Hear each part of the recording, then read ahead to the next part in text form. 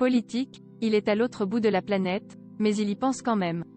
Alors qu'on lui reproche son déplacement en Bolivie en pleine pandémie de Covid-19, Jean-Luc Mélenchon reprend justement une proposition bolivienne en matière de justice climatique internationale.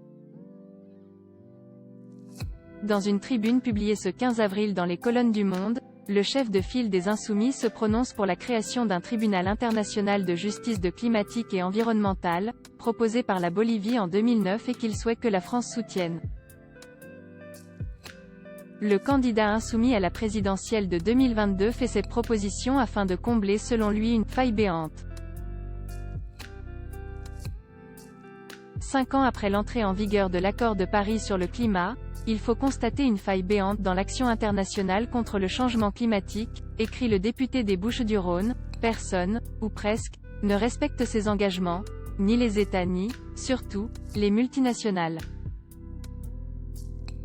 L'impunité des multinationales doit cesser, selon le président du groupe LFI à l'Assemblée. La dimension internationale du défi climatique doit nous conduire à mettre en place des solutions fondées sur le droit et l'Organisation des Nations Unies.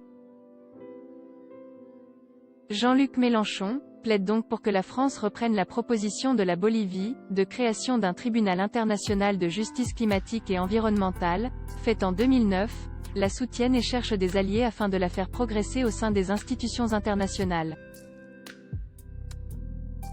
Le chef de file de la France insoumise estime que « les multinationales sont à l'origine de nombreuses mutilations irréversibles de notre écosystème commun, et que « leur impunité doit cesser ».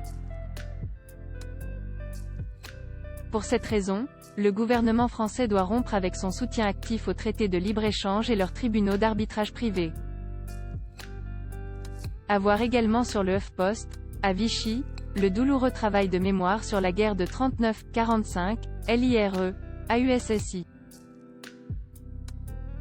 Comment la Guyane s'organise face à la vague du variant brésilien? La date de la réunion de la gauche proposée par Jadot interpelle LFI.